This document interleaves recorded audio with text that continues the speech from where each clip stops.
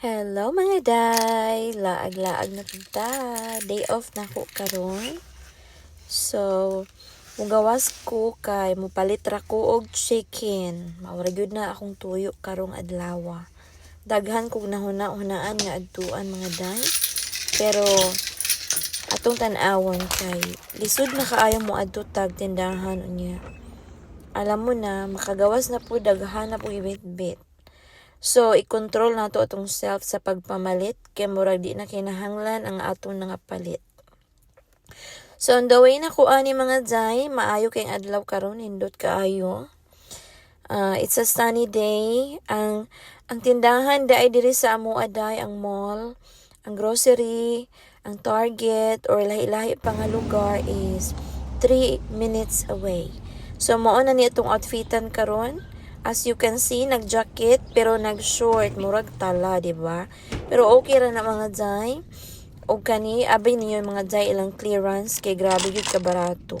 70% off ang sa mga kanina. So nakauli na ta. Ug mao na ni ang atong manok. Naka-decide ko instead na chicken breast akong paliton mga day.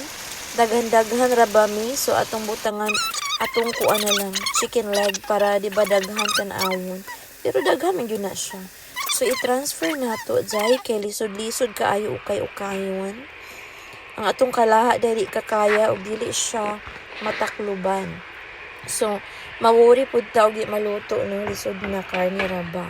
And then mao na ni ato nang gibalhin and dapat ibutang pud nato ang ang sauce. Ana mga joy, ang sauce dapat di kalimtan para lami ang giluto. So, naghunang-huna kong chicken adobo pero di pagyug ko hana sa chicken adobo mga day.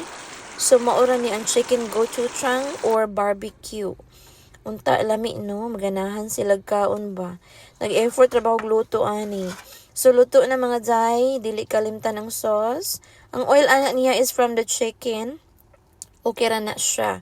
So, unta lamian sila ani ugma no. Maura to. Bye. Salamat.